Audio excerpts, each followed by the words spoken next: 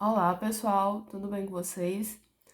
Bom, dando seguimento às nossas aulas de botânica, né, falar sobre plantas.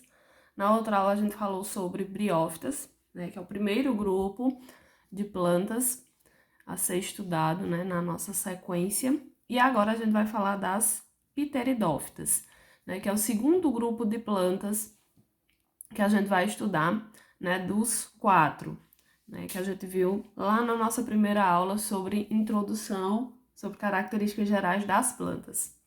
Bom, as pteridófitas, elas vão ser representadas principalmente, né, eu acho que o exemplo mais comum são as samambaias, né, que muita gente tem em casa, né, usa como um enfeite.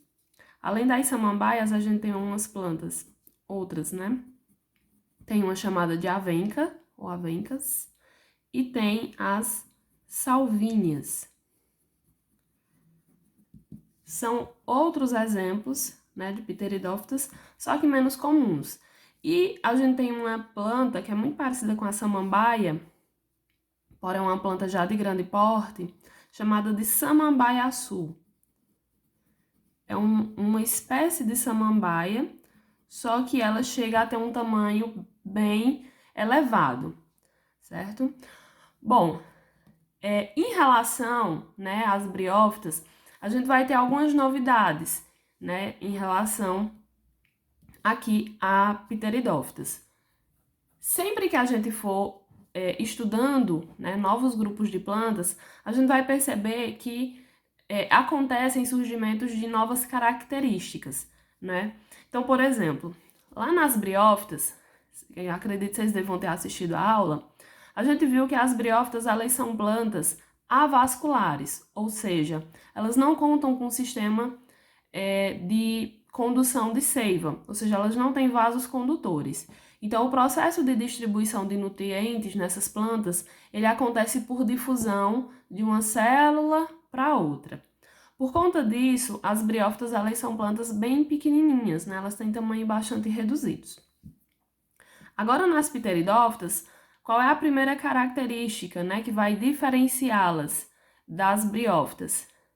Primeira característica, né? As pteridófitas, elas são plantas vasculares ou também chamadas de traqueófitas. O que isso significa?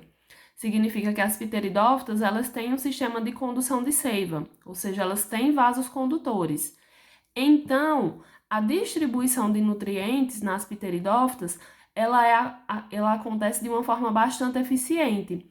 E exatamente por conta disso, a gente vai ter plantas que conseguem ter tamanhos bem variados, como é o caso aqui do samambaiaçu, né? Lembrando também que as samambaias, né, que a gente costuma ter em casa, né, como planta ornamental, também são plantas de tamanho interessante, né? Não são plantas tão pequenininhas, né? Embora também não sejam plantas enormes, né? Mas em comparação com as briófitas, as samambaias elas têm um tamanho bastante interessante.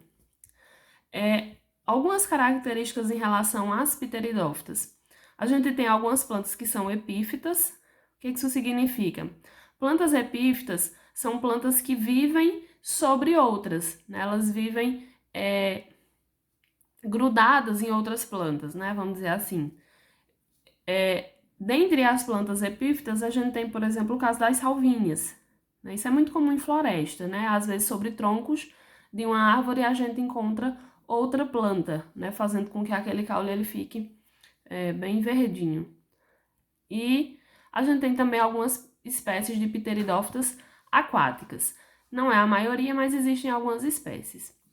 No caso da samambaia, né? Vou olhar aqui o nosso exemplo. No caso da samambaia, a parte mais visível da planta são as folhas, né? E aqui a gente tem folhas verdadeiras, né? Porque lá também nas briófitas, a gente sabe que as estruturas, né, os órgãos das briófitas são órgãos que lembram órgãos verdadeiros das plantas superiores. Aqui no caso das pteridófitas, a gente tem folhas, né, que é a parte mais visível da planta.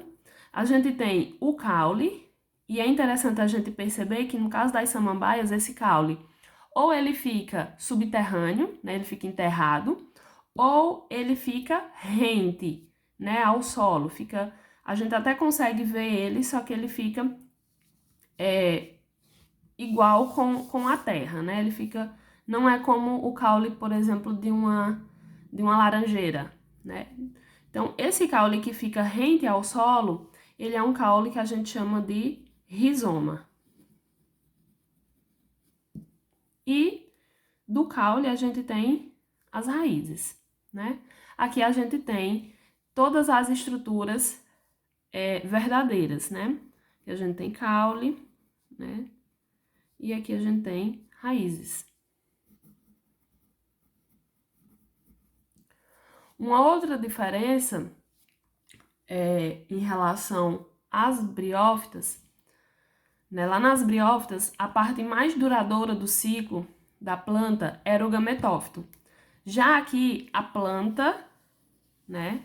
A parte mais duradoura das pteridófitas é a parte chamada de esporófito, que é a parte onde realmente vai acontecer a produção de esporos, que, como eu já disse na outra aula, são as células